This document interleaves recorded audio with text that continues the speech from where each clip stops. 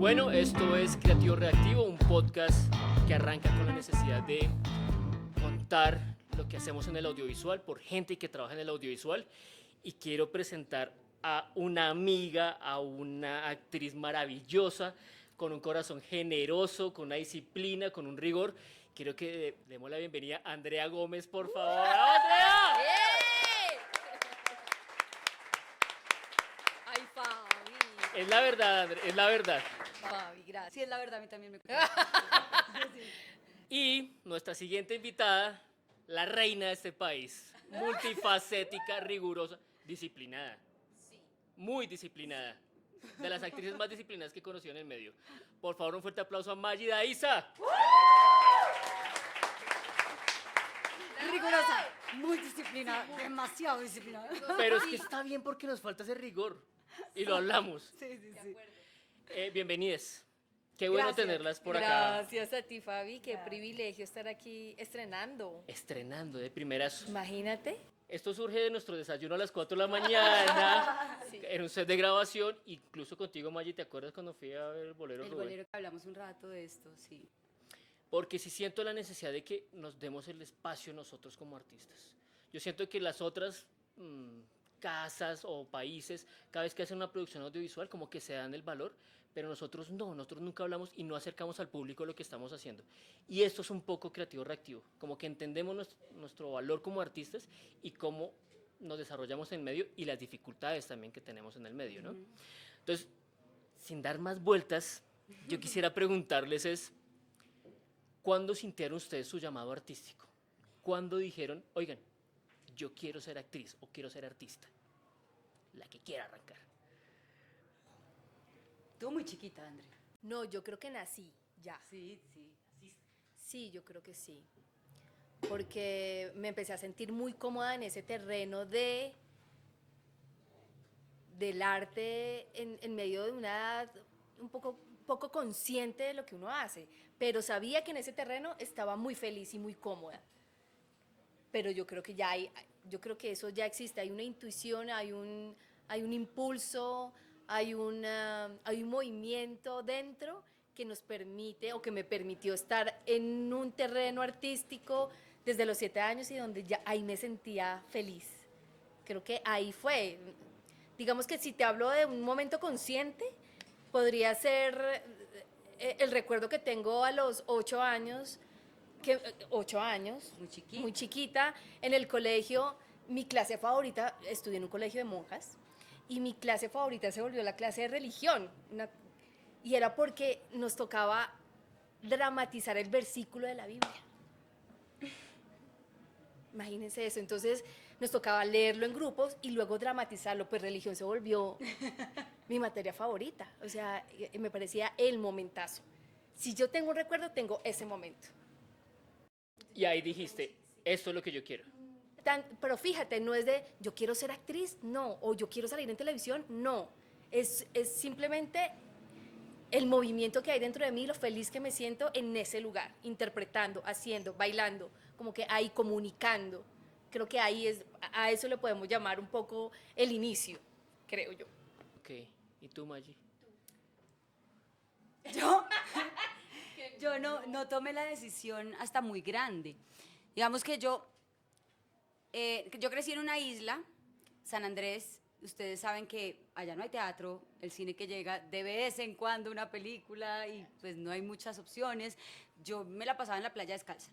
Sí tengo familia de actores, pero yo no estaba tan cercana como para decirles es que yo me la pasaba en un set o es que yo me la pasaba en un teatro. Eso no era así, yo vivía en mi isla, fuera del mundo, descalza en la playa.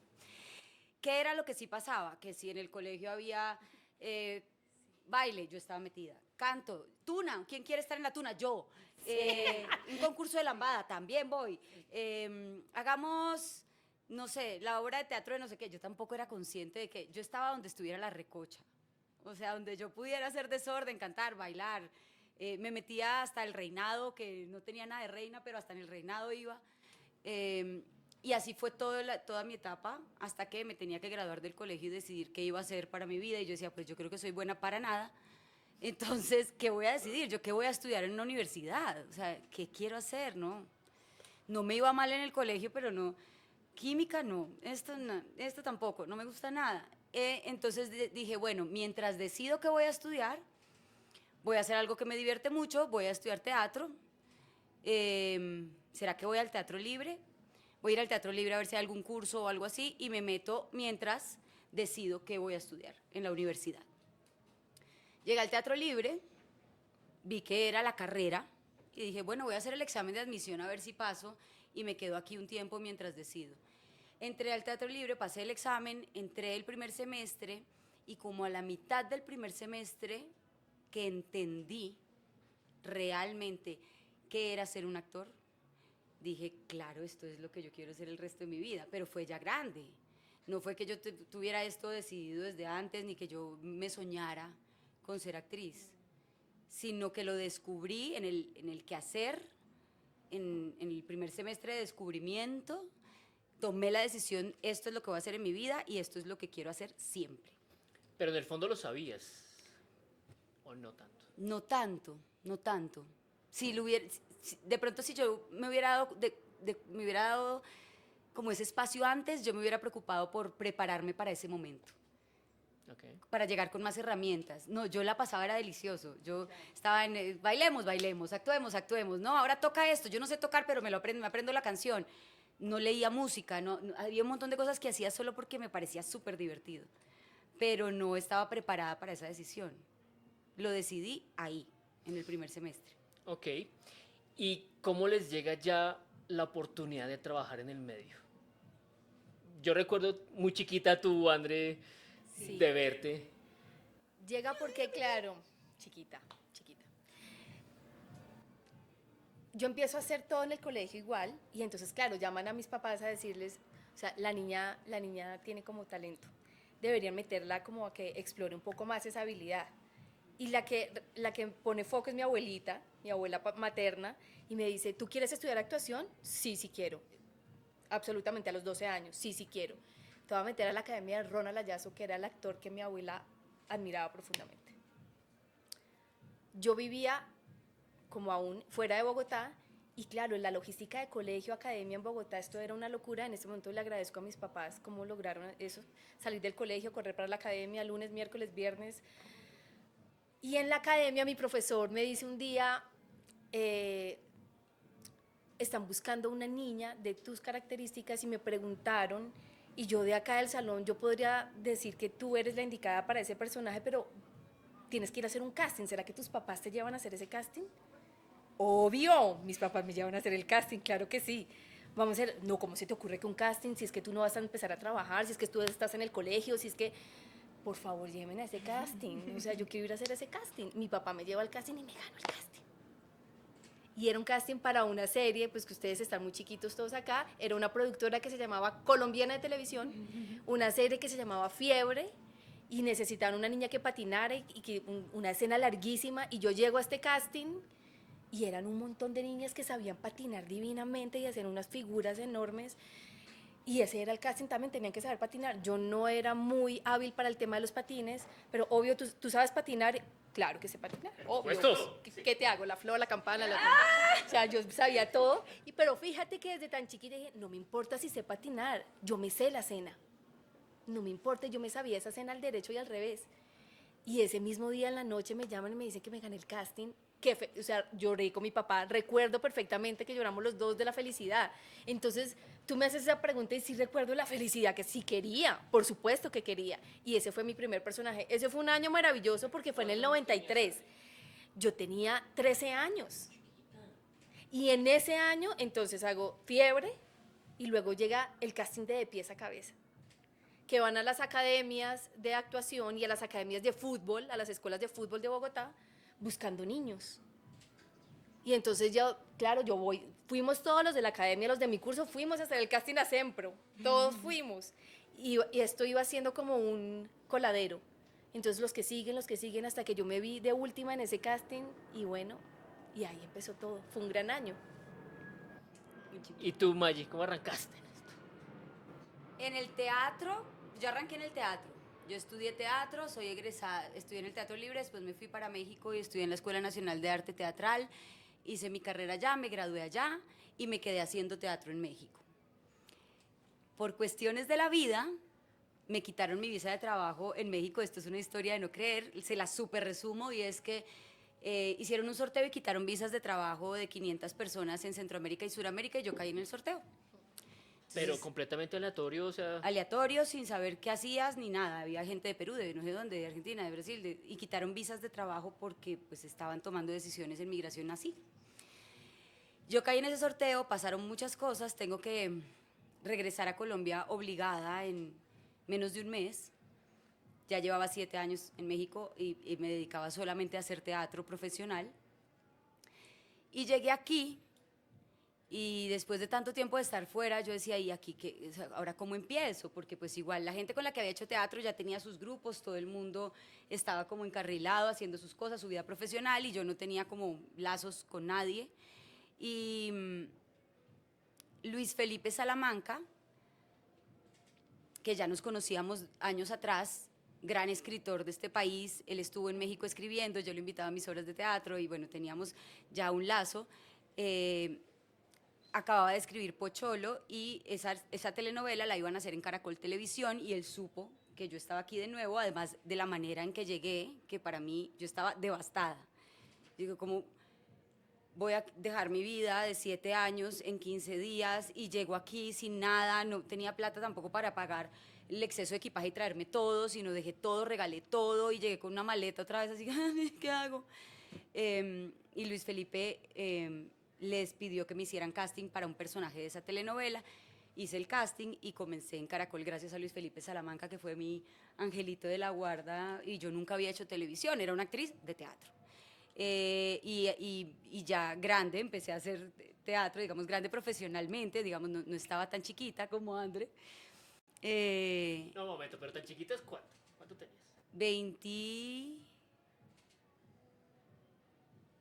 24, 25, Ok.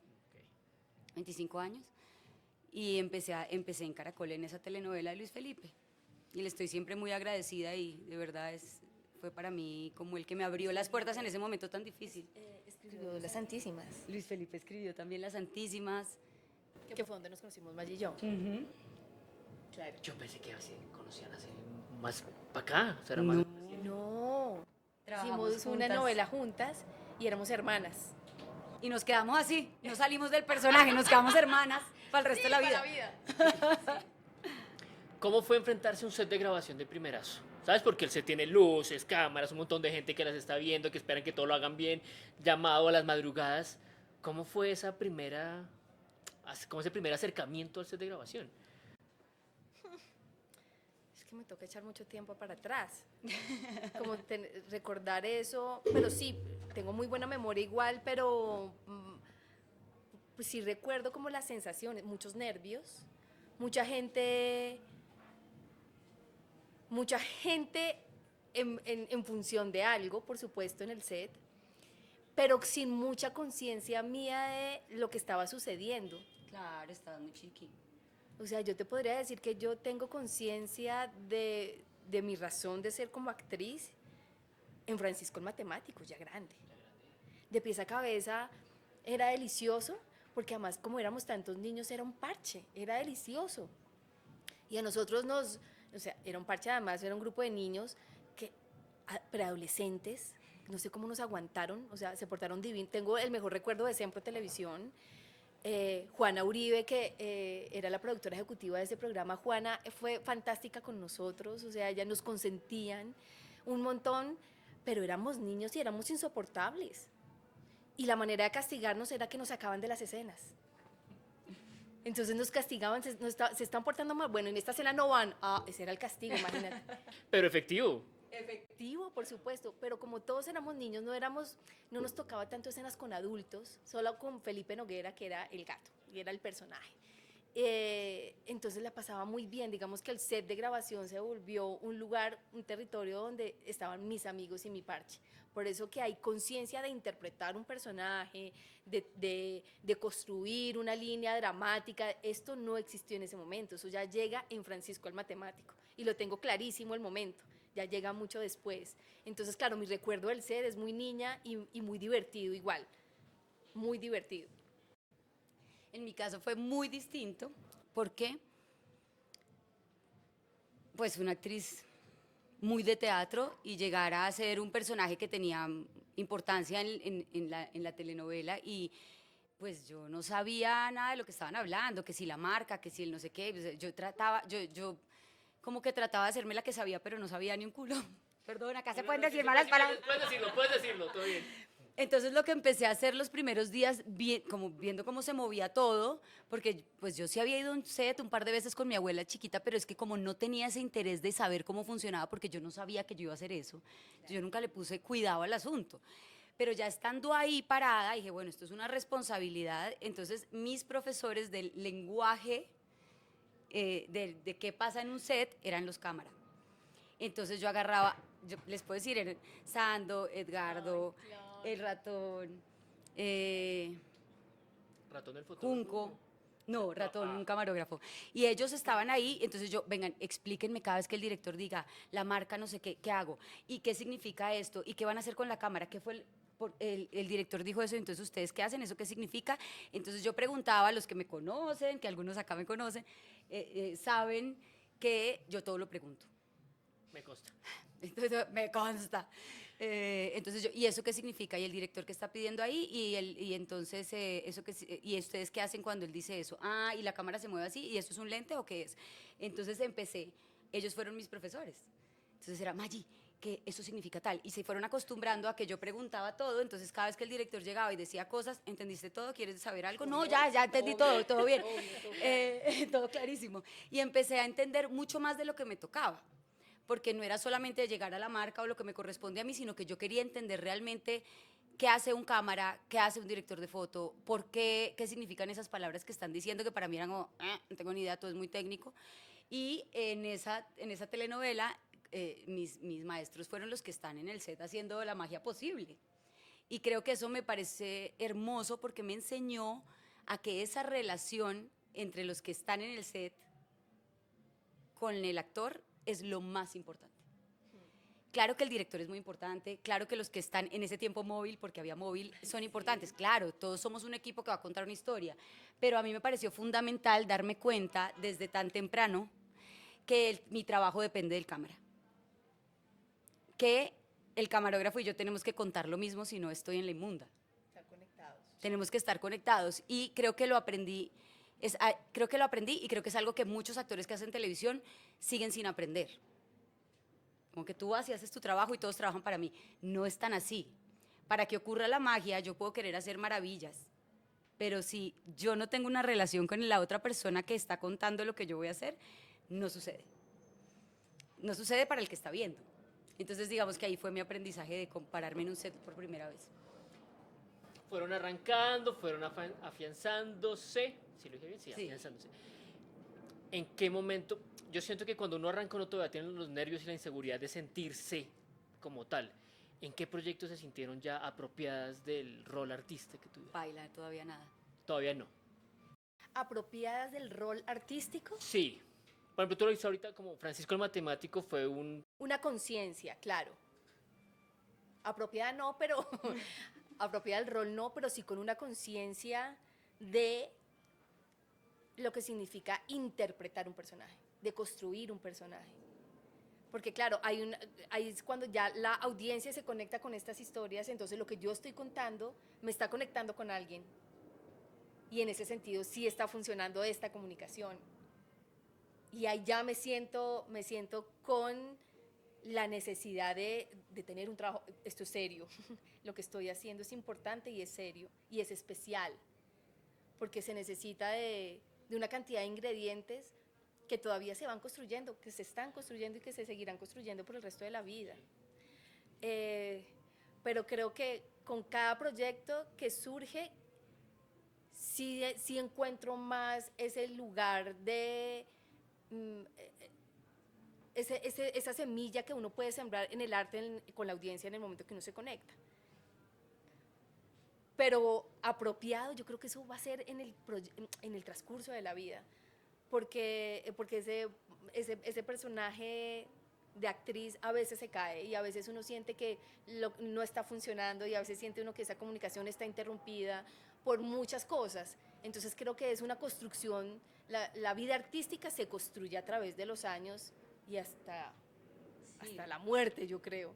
Yo creo que es un proceso muy largo. Yo les puedo decir que yo cada vez que me enfrento a un personaje que me reta, yo siento que estoy en el punto cero. Es como, ¿y ahora qué voy a hacer? Lucho por ganarme el casting, cuando me lo gano, ¡no! ¿Qué hago? ¿Qué hago ahora? Yo creo que apropiarse de una técnica que depende del reto, pues es, no sé, si tú te sientes que te apropiaste de una técnica, de pronto eres tal vez un deportista, que vas a jugar un partido, que un partido finalmente sí hay muchos jugadores, pero las reglas son las mismas, ya sabes de qué va, las reglas del juego. Pero hay una estrategia. Sí, sí, pero Es que acá sí nunca las siento- reglas son las mismas. No, pero si tienes un aquí camino para recorrer, ¿no? no, porque yo tengo una forma de crear un personaje, pero llega otro personaje que me exige que esa sacar de mi cajita de herramientas otras cosas, ya lo que usé en el personaje anterior no me va a funcionar para este. Pero yo te pregunto una cosa. Claro, la caja de herramientas es diversa y todos los personajes necesitan de diferentes herramientas. Pero tú en el momento en que abordas un personaje lo abordas siempre desde el mismo lugar, No, desde el primer momento, digo. desde el No, mismo lugar. no cómo lo desarrollas, sino en el momento en que recibes el libreto y arrancas y abordar ese personaje. No, desde el mismo lugar, no. No, porque depende del género, depende de la complejidad, depende si es musical o no es musical, depende de la complejidad, como que yo quisiera. Muchas veces al principio de mi carrera, cuando empezaron a llegarme personajes muy complejos, yo quería como tener una forma, como que me hacía sentir más segura si yo tenía una sola forma, o sea, como una forma de, ok, me llegó el personaje, yo quisiera poder, pero no. Yo no funciono como actriz, he tenido que reconocer a lo largo de los años que me llega el personaje y tengo que estar muy abierta a que mi intuición me diga, esta vez, ¿dónde voy a comenzar? Esta vez, ¿por dónde voy a comenzar? O sea, no se podría darles muchos ejemplos de cómo eso se funciona en la práctica, pero ni empiezo, ni parto del mismo lugar en cada personaje, ni me funcionan las mismas técnicas. Creo que por eso me dediqué tantos años a estudiar y creo que es la mejor decisión para cualquier actor que quiera tener herramientas, tener muchos lugares de donde agarrarse. Conocer las técnicas no para usarlas todas todo el tiempo, sino que ya las experimentaste y entonces ya tienes algo de donde agarrarte cuando sientes que no está funcionando lo que tienes.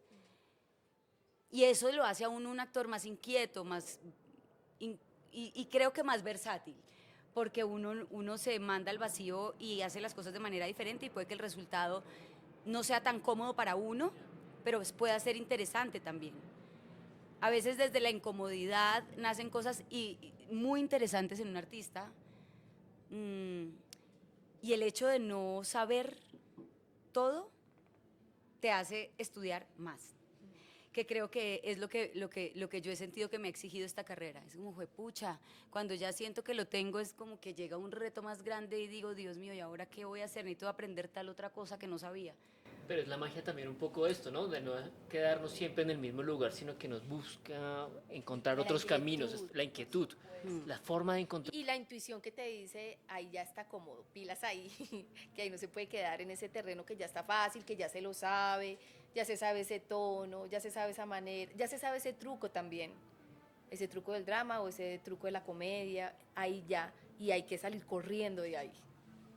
Cuando hay comodidad hay que salir corriendo porque la incomodidad sí genera buscar y y ese impulso de buscar y de incomodidad muchas veces te hace encontrar un camino acertado, otras no, debo decirlo, pero estás probando también con las herramientas que tienes, con la teoría que tienes, encontrar y probar y jugar y encontrar. Hay algo que es que a mí me metieron mucho en mi educación en la universidad, en el teatro, y es que yo creo que a mí me ha servido mucho como actriz, y es, en todos los ejercicios durante mi carrera y en todas las cosas que yo proponía, nunca me dejaban elegir la primera respuesta. Entonces te ponían un ejercicio, tú hacías la primera solución y nunca me aceptaban la primera respuesta. Y siempre los directores me exigían más de 3. Nunca la primera ni la segunda. La primera es la referencia que tienes tú cómoda en tu cabeza y en tu cuerpo, es la manera en que vas a responder orgánicamente. En la investigación de un actor, creo que antes de pararse, o sea, en la creación de un personaje, creo que eso funciona muy bien. La primera respuesta nunca es la mejor.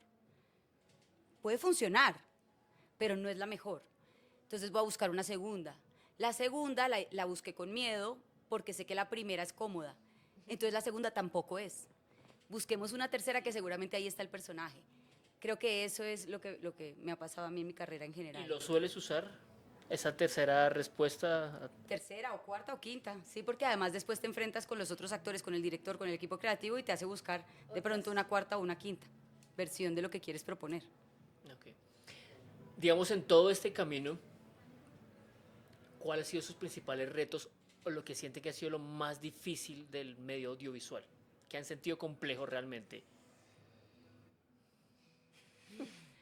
Muchas cosas. Muchas cosas. La dinámica del audiovisual es compleja. Claro, con el crecimiento de la industria,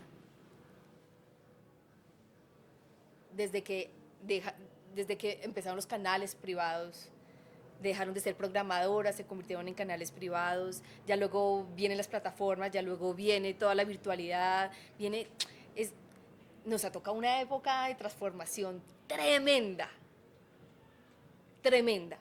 Y eso hace que la audiencia también cambie. Y ha sido el gran reto, lograr audiencia. Y más en ese momento, seguramente muchas generaciones o muchos de ustedes también podrán decir, claro, es que mi momento es el más coyuntural. Y en ese momento, claro, digamos que el contenido que se está generando, yo creo que en este momento es el reto más grande, porque el contenido que se está generando ahora es un contenido rápido, fácil, y lograr captar la atención de una audiencia durante 1 hora y media o 2 horas en un espacio como una sala de cine viene siendo lo más retador, porque necesita que el espectador viva una experiencia de la sala de cine, con el sonido, con la imagen, con la pantalla grande, contando una historia y que yo además me conecte con esa historia, y que no solamente las personas que están detrás de esa pantalla, que les pareció que esta es una historia necesaria y oportuna que contar, sino que a mí como audiencia también me parezca que es una historia necesaria y oportuna. Y en esa conexión de comunicación, pues claro, se vuelve un reto lograr que esta audiencia llegue a estos espacios y se concentre y se vuelva una experiencia y que genere conversación y que se vuelva un evento social y cultural y que engrandezca al país y que genere identidad y que construya memoria. Digamos que ese es el reto en este momento del audiovisual, lo estamos viviendo. Lograr que no sea tan fácil y que la cabeza de los espectadores y de la audiencia tampoco se vuelva fácil en este dedo subiendo y bajando, con un contenido muy rápido. Tú, Maggi. Yo estoy de acuerdo con Andre, creo que es un reto monumental para los que queremos seguir haciendo cine. El reto personal es estar ahí. En esta carrera hay momentos en que uno quiere como tirar la toalla. Uy, ya, jue madre, son muchas cosas. Es generar contenido, lograr el productor, el inversionista, lograr hacer la película, ya la tienes, listo. Y ahora, ¿qué hacemos con los exhibidores y los distribuidores? Es otro universo y uno trata de estar todo el tiempo enterado y haciendo lo posible y tratando de encajar en todo, pero entonces también tengo que tener seguidores, pero entonces también tengo que ser buena actriz, pero en qué momento voy a entrenar. O sea, es como tantas cosas, tanta información que a nivel personal lo difícil es mantenerse equilibrado, enfocado, dándole gusto a nadie, solo a mí como artista de lo que yo quiero hacer. Creo que eso es lo difícil porque es mucho ruido afuera. Tienes que tener seguidores, tienes que ser no sé qué, tienes que generar contenido, tienes que encajar aquí, tienes que encajar allá, tienes que parecer un círculo, no, ahora tienes que parecer un cuadrado. No, lo mejor, lo que está de moda son los triángulos y uno está así. ¿A dónde voy yo? ¿Qué quiero hacer yo? Pero yo también quiero encajar ahí. No, creo que lo difícil es mantenerse concentrado en lo que yo quiero hacer y cómo yo lo quiero hacer y en lo que yo creo. El reto para los artistas de hoy creo que es eso, es demasiado ruido. Entonces yo veo una cantidad de gente súper talentosa enfocada en tener seguidores. O sea, ¿cómo por qué? ese talento que tú tienes lo vas a enfocar en obtener seguidores. O sea, necesitamos gente que realmente se conecte con su sentir profundo y que haga lo que quiera hacer. Entonces sí, mucho ruido afuera, mucho ruido. Siguiendo esa línea, ¿cómo sienten que estamos nosotros, en general, tanto de producción como desde los actores, en la audiovisión colombiana, en la producción colombiana? Es decir, ¿cómo estamos afrontando ese reto de cautivar las audiencias o de contar lo que queremos nosotros como artistas? ¿Dispersos? ¿No? ¿Cómo lo están sintiendo ustedes? Yo creo que ese es un gran dilema que viene de unos años para acá. Es el gran dilema de atrapar a la audiencia y de lograr que llegue el público a contar las historias que uno quiere contar. Y entonces también personalmente se vuelve en un dilema artístico de entonces qué es lo que quiero contar yo y de qué manera. Y en ese momento ya se encuentra la realidad del país en el que uno está, la manera en que el país vive el audiovisual, indudablemente, como Colombia en este momento, cómo está contando sus historias, porque estamos en un momento como en un auge de remakes y hay que entender por qué razón, ¿no? Y entonces de qué manera yo quiero estar ahí y quiero contar esa historia. Y de qué manera entonces la audiencia se está... No es que le estamos contando de otra manera a las nuevas generaciones, pero y entonces siento que en el resto del mundo se cuentan unas historias tremendas que son las que nos atrapan en plataformas y que son unas historias, ¿de dónde salen todas estas historias? Y porque aquí no estamos tratando de hacer lo mismo si tenemos todo el talento para hacerlo. Si vienen de allá para contarlas acá, si contratan a gente de acá para hacerlas allá, o sea, creo que es cuando se rompe un poco el círculo. Entonces creo que el momento del audiovisual en nuestro país pues es complejo de entender, pero digamos que hago parte de ese círculo donde a mí también me cuesta entenderlo y que estoy envuelta en ese dilema. Yo creo que mi opinión en mi experiencia es impopular mi opinión, porque creo que el error está en todo el tiempo estar pensando cómo voy a capturar a la audiencia.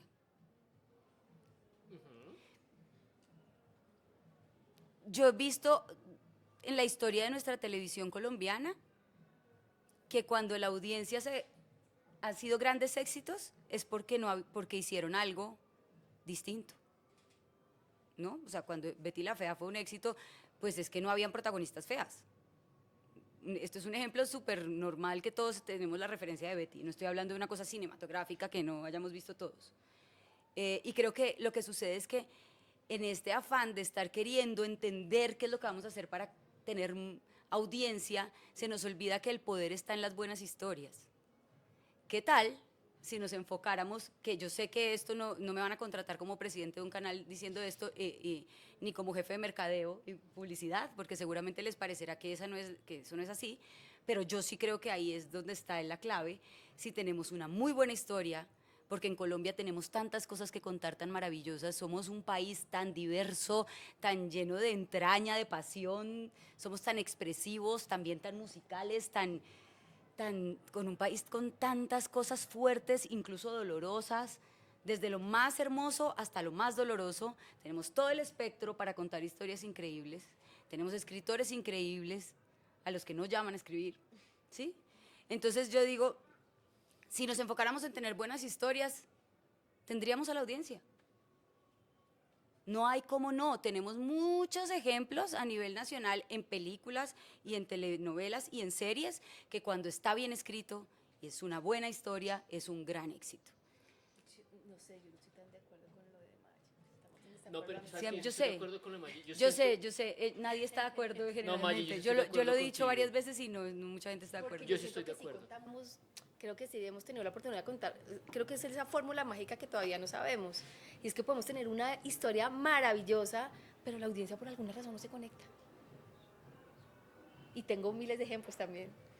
Historias maravillosas, claro, que finalmente la gente no se conecta por alguna razón. Entonces ahí el círculo, vuelvo y hablo, no se completa. Y es que no sirve de nada que haya una gran historia si no hay una persona ya que le interese eso que yo estoy contando.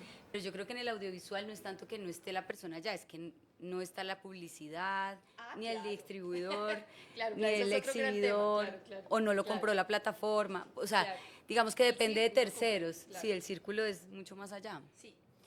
Yo recuerdo mucho de niño una historia que se llamaba La mujer del presidente. Claro, yo trabajé ahí. No puede ser. Yo hice un personaje. Imagínate, yo recuerdo que era maravillosa porque la gente se conectaba. Claro, Y separaba el país. hace mucho tiempo no hay historias en el país que nos paralicen ni que nos digan, siento que ahorita como 100 años de soledad es un gran ejercicio, que es una gran historia y que está muy bien contada, pero más allá de 100 años de soledad no hay una historia que nos mueva realmente. Y yo sí estoy de acuerdo con Valle porque creo que a las historias les falta un poquito de alma, de conexión con el espectador, pero de conexión desde lo que uno quiere contar como autor, como realizador, director, escritor, etc, etc. Sí siento que hace falta eso, que nos hemos encaminado a hacer remakes porque funcionan los remakes y no solo en Colombia, en la industria en general. Pero mira que en Colombia han pasado cosas como súper importantes. Entonces, que han marcado la industria, no estoy hablando del cine, en este caso sí estoy hablando solo de la televisión. Aquí hace muchos años Julio Jiménez se atrevió a hacer la antinovela, que eso no, en Iberoamérica, habla hispana, las telenovelas no podían ser así, había una regla de cómo se hace una telenovela y cómo se hace el melodrama, y Julio Jiménez cogió las historias y las volvió la antiprotagonista, todo era una cosa como súper distinta a lo que se había hecho hasta el momento y fue un gran éxito. Con Betty la Fea pasó lo mismo, como una historia que como es sí, eso no se puede, pero esto no puede ser la fea que es la protagonista y finalmente fue un gran éxito. Cuando hemos brillado en esta época, lo que pasa es que ahora no podemos comparar a esa época con la época de las plataformas porque no todo el mundo tiene acceso a las plataformas, entonces no se va a paralizar nunca el país por ver algo que esté en una plataforma, porque no todo el mundo tiene acceso y no hay un horario fijo donde tengamos todos que conectarnos a esa hora para ver. Uno lo ve a las 3 de la mañana, el otro a las 4 de la tarde, el otro a las 9 de la mañana, entonces ya no puede pasar eso, pero sí ha pasado en Colombia que los premios, digamos, importantes de las series fuera del país se las han llevado productos con una identidad muy arraigada colombiana, no sé, por ejemplo, Noticia de un secuestro, que es la serie más premiada en los Platino, en la historia de los Platino, es una historia muy colombiana, una adaptación de García Márquez en 6 episodios que siempre nos hace brillar lo que es muy nuestro. Cuando salieron las narco series o las narconovelas, que se hizo la primera aquí ya hace muchos años, empezaron a hacerlo después, como 10 años después en el resto del mundo. Cuando empezaron a hacer las bionovelas aquí, hace ya muchos años, empezaron después, muchos años después, 6, 7 años después, a hacerlas en el resto de Iberoamérica. O sea, realmente Colombia sí ha sentado un precedente en el iberoamericano, en el audiovisual o en la televisión, sobre todo iberoamericana, porque siempre nos hemos arriesgado a cambiar un poquito la fórmula, a contar un poquito nuestra historia, de manera comercial para vender, si es televisión, sí, pero tocando otros temas, de otras maneras. Y después se empieza a replicar en el resto del mundo cuando se hacen telenovelas años después, que eso es lo que yo veo que ha sucedido en la historia del audiovisual. O sea, realmente yo veo una novela de Julio Jiménez de hace, no sé, de lo que decía mi abuela en La Abuela, que ustedes no, están muy jóvenes, no deben saber, pero eso era impensable. Una protagonista tan perversa. Sí. La única abuela que era mala y desalmada del mundo mundial.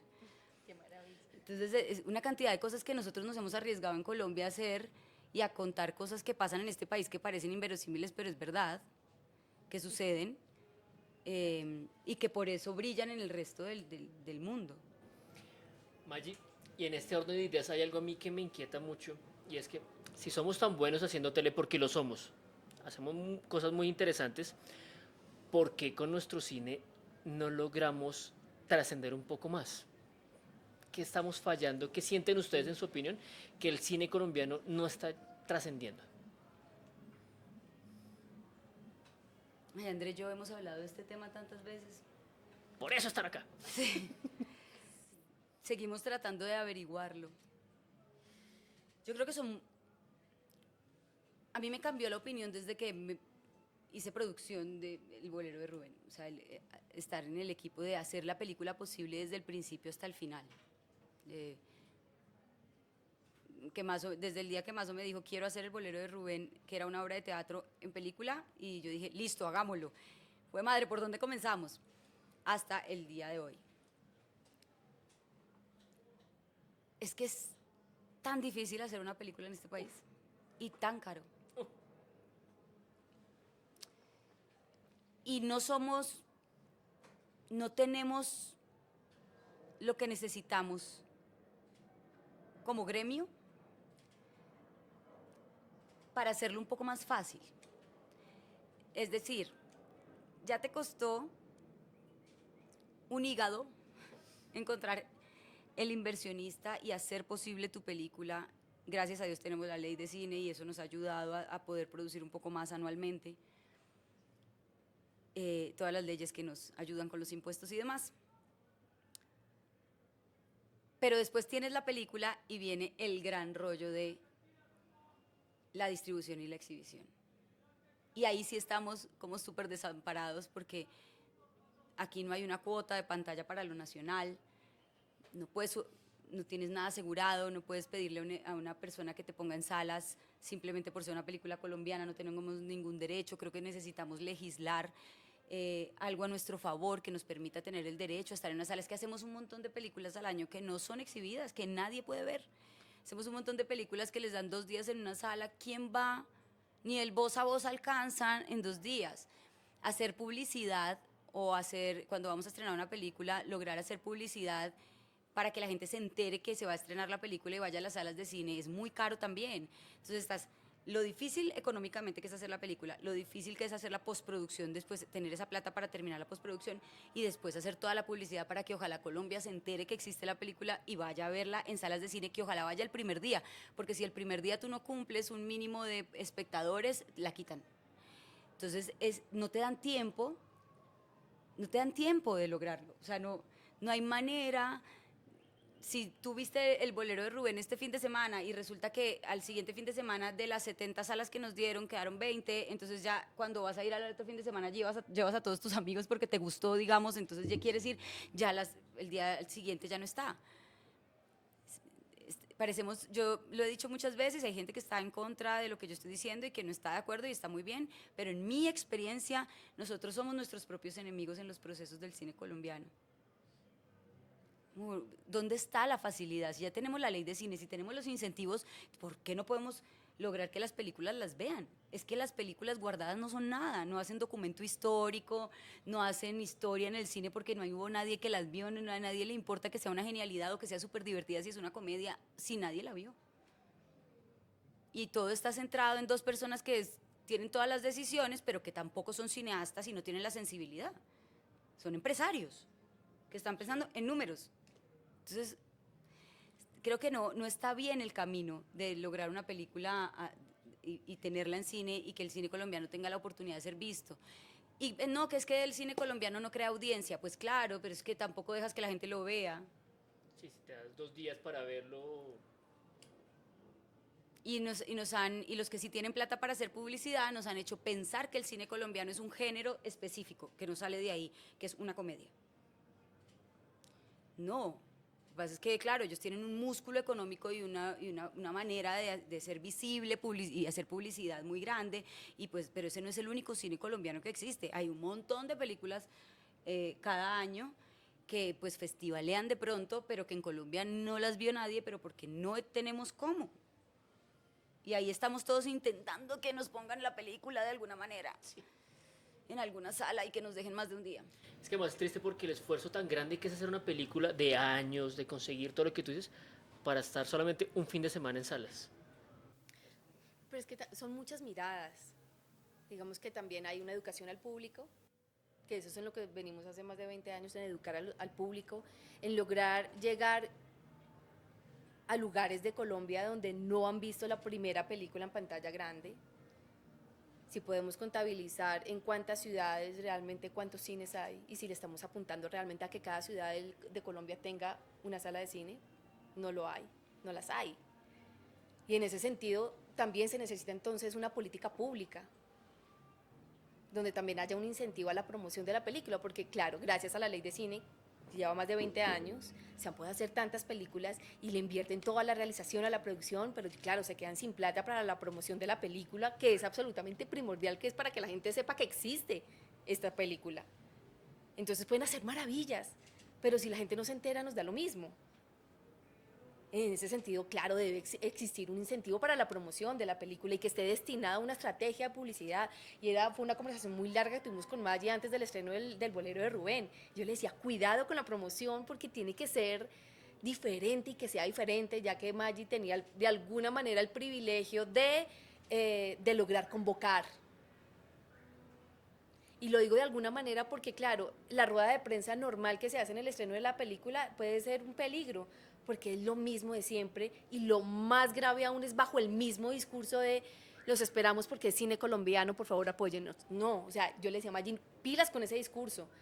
Ya no estamos en eso para decir, ay, es una película colombiana, vaya a verla, por favor, vaya a apoyar el cine colombiano. No, Sí, no. ese no es el discurso. O es una película, es que es una película oportuna y necesaria. No, todas son oportunas y todas son necesarias. Entonces, desde el discurso debe cambiar mucho, por eso te digo que son muchas miradas. Y la promoción de la película, claro, se quedan sin un peso para ya contar qué es lo que están haciendo. Y en ese sentido, convocar a la audiencia y lograr llenar la sala de cine, pues queda muy difícil porque es que no hay plata para eso. Entonces, por eso hablo de una política pública también y de educar a la gente y que estos espacios de cine que son chiquitos, que no son grandes salas, se vayan convirtiendo en unos nacederos de cineastas, de gente que le guste vivir la experiencia del cine, porque claro, lleva las historias en la plataforma que se ha convertido, claro, en una opción maravillosa para que la gente tenga posibilidad también y de ver grandes historias con grandes actores, grandes directores, pero la fascinación y la experiencia de la sala de cine es preciosa. Eso es, ojalá todo el mundo pudiera conectarse en algún momento y decir, es que esta película me cambió la vida, o esto que dijo este personaje acá que ha grabado para la historia, y por eso el cine y las historias del cine hacen parte de la identidad cultural de un país. Y por eso lo estamos construyendo, creo. Ahí vamos, y creo que vamos bien, pero ahí vamos. Ahí vamos, sí. Andrea, la presidencia. El año pasado se estrenaron 74 películas colombianas. Sí, señor, 74. 74, como nunca antes. Pero viste también las cifras de audiencia. 1 millón para esas 74 películas. O sea, menos de 80.000 personas por película. O sea, el esfuerzo tan grande de hacer cine y nosotros mismos no consumimos nuestras historias. Yo siento también que hay un tema que es que el espectador nos percibe como que solo hay un género que es comedia. O el otro cine de autor que va a festivalear y que está muy bien, o sea, no es criticarlo, pero siento que el espectador no conecta con lo que estamos haciendo. Uno, porque no sabe las historias que estamos haciendo. Por ejemplo, Maggi, no es porque estés acá y porque te conozca, pero a mí el Bolero de Rubén me parece una gran película. Peliculón. Es un peliculón. Lo es. Es un Y no peliculón. sé qué pensar la Que gente no lo vea vean. esta película, O sea, claro. vale mucho la pena verla porque es otra forma de contar nuestras historias, porque es una historia muy colombiana además. Primer musical Sí, que se hace en cine. Ya por ahí ya pasa a ser parte de la historia en el cine en Colombia. Pero no es Wicked, es otro tipo de musical además, ¿sabes? Como colombiano. que... Sí, no es nuestro, o sea, es que es nuestra forma de contarlo. Y te lo dije, ¿sabes? Y dije, me da tristeza que la gente no conozca nuestras historias, porque es un esfuerzo muy grande tratar de contar nuestras historias, pero la gente dice, no, es que el cine colombiano solo es eso. Entonces no tenemos la forma de mostrarnos qué. Y tenemos sí que mostrar nuestras historias, que conecten con la gente, con nuestra esencia. Y no estamos llegando. Y yo siento que esos espacios nos permiten empezar a hablar de eso, porque parte del error es que no hablamos de eso. Como que sabemos que hay algo que no está funcionando del todo, pero nos quedamos callados y como que dejamos ahí. Y yo sí siento que es momento de que empecemos a hablar de eso, de qué no estamos haciendo bien. Sabes que yo me di cuenta con el estreno del Bolero, hablando con André me dice, ¿por qué no llamas a este hombre que da clases de cine, que sabe muchísimo de cine? ¿Te acuerdas? Sí. Y yo, claro, las universidades, sí, listo. Claro, creo que ahí descubrí en esa conversación algo y es, hay una cosa que pasa en nuestro país, es como que la gente que hace cine es este grupo privilegiado. Los eruditos del cine son ellos. Y resulta que no, y resulta que es que tenemos que empezar a integrarnos todos, porque si no, no va a suceder nunca. Entonces, llamar a las universidades donde existe la carrera de cinematografía, invitarlas al estreno del Bolero de Rubén, que esos, los que están dando las clases de cinematografía y los alumnos de cinematografía, en sus diferentes versiones, así quiera ser director de foto o director o lo que usted quiera ser, editor, pues hay que generar la unión, o sea, no son los que hacen cine aquí, los que pertenecen a la rosca de fulanito allá, los que se ganan los premios son casi siempre estos, entonces a este productor hay que estar. No, nosotros tenemos que, los que estamos haciendo películas independientes y que queremos que nuestras películas sean vistas, pues también tenemos que generar la conversación con las personas que dan clases en las universidades, con los que están estudiando en las facultades de artes y de ciencias cinematográficas, con los actores, como que empecemos a integrar que esas roscas ya no tienen por qué ser un impedimento para nadie, y si nos empezamos a integrar todos, esto va a funcionar. Yo me he ido con el Bolero de Rubén a donde me invitan. He estado en los festivales que me inviten, en las universidades que me inviten. Pero es la única manera. Sí. Y de repente vas a encontrar que el Bolero de Rubén tiene una audiencia tremenda en algún lugar y vas a generar unas conversaciones increíbles con alguien que vio la película. Y finalmente ese es el propósito. Estamos muy largas, Fabi. No, Estamos echando un lorazo tremendo. no, yo. Aquí podemos seguir. Si están aburridos, estamos bien, ¿no? ¿Estamos bien? No, están en sacar aburridos. No, toma. Salud, compañeros. Salud. Ya por ahí terminando, ¿no? Yo quisiera quedarme acá y hablando toda la vida, pero. Tengo una pregunta. Estos muchachos que están arrancando, como los que tenemos acá, que están arrancando su carrera artística, que están llenos de sueños, de ilusiones, yo trato de aterrizarlos, porque soy profe también. Y les digo, no, esto duele, es difícil, pero es hermoso. Yo no me veo haciendo otra cosa que no sea esto. Me ha costado, he llorado, sacar mi película adelante es muy difícil. ¿Qué le podrían decir ustedes a estos artistas que están arrancando en el audiovisual y en general en el medio artístico? ¿Qué les pueden decir después de su experiencia?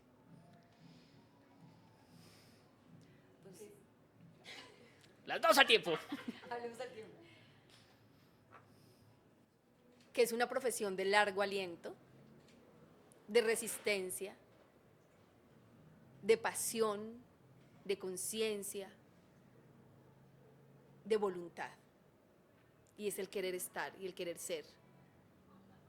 Quiero ser actriz y estoy en este terreno incómodo que a veces genera tantas inseguridades, que a veces quisiera uno mirar otro camino, pero la misma profesión hace que uno vuelva y vuelva a mirar el mismo camino. Y es como una señal de la vida de no puedo abandonar. Y creo que es una constante. Así que podría decir que es eso. Pasión, voluntad, resistencia. Ahí estamos. Yo me sumo a lo de Andre y yo agregaría, miren, si yo estoy aquí sentada es porque todo se puede. Yo soy el vivo ejemplo de la persona que le decían que no en todos los castings. Toda la vida me han dicho que no en todo. O sea, y no quiero sonar, al contrario, lo estoy diciendo en el buen sentido de la palabra. Las cosas no son fáciles si uno es lo que quiere hacer y si uno se prepara. Nada llega por arte de magia. No hay nada que llegue por arte de magia y suerte. Tú trabajas todos los días por algo y eso te busca cuando estás listo. Pero tú tienes que trabajar por eso. Tienes que estar preparado para que cuando llegue esa oportunidad tú la hagas lo mejor posible y estés ya listo para cuando llegue. Yo me gusta decir estas cosas de que a mí me decían que yo no era ni bonita ni fea, que no, para protagonizar no, que dejara de insistir en hacer casting para protagonizar nada, porque pues no, que yo era rara como ni bonita ni fea, pero como que no sabían dónde ubicarme, que no me veían ni tan grande ni tan chiquita, que yo no podía hacer cierto tipo de personajes que gracias a Dios he podido hacer. Lo importante es que un actor sepa de qué es capaz.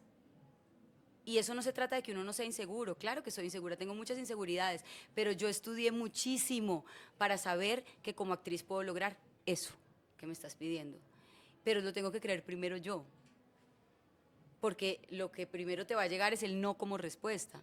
No, ¿cómo va a ser ella la antagonista si es que necesitamos a una mujer 90, 60, 90 y con ese que cómo va a ser Mágida?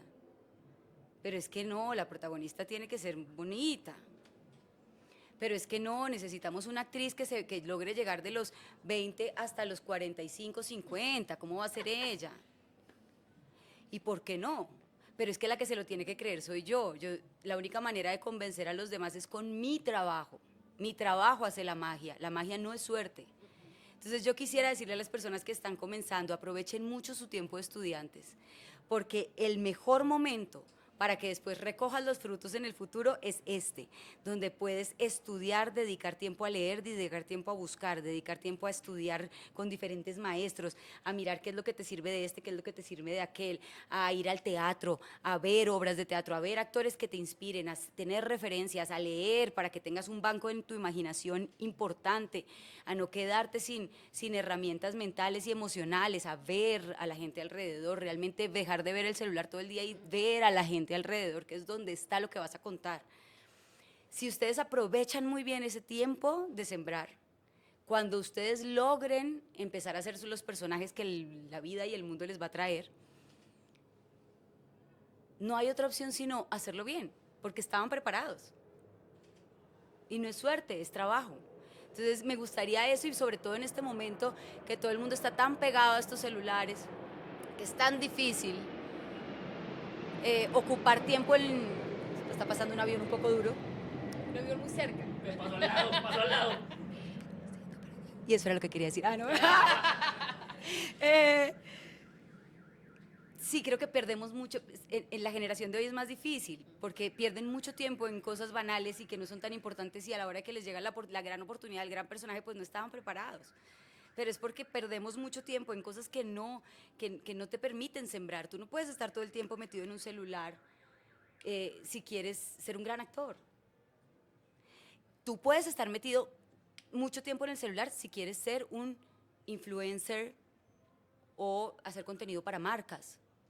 Pero si tú quieres ser un gran actor, en el celular no está tu quehacer. Ahí no está lo que deberías estar invirtiendo tu tiempo. Depende de lo que tú quieras ser, es lo que tienes que hacer hoy. Y uno no cosecha lo que siembra al día siguiente. Entonces aprovechen, porque están en la etapa más brillante de un actor es la etapa de aprendizaje. No es la etapa de recoger. La etapa de recoger se va así de rápido, pasa, todo es pasajero y después tienes que enfrentarte a otra cosa. La etapa del tesoro es la etapa del aprendizaje. Pues Maggi, André, qué chimba tenerlas acá.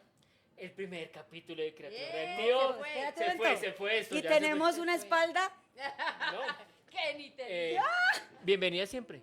Creo que nos falta salud. Me lo acabé, pero salud. Ay, qué Creo que nos falta una hora más de conversación. Bienvenida siempre, niños. Un aplauso para Maggi, por favor, y para André.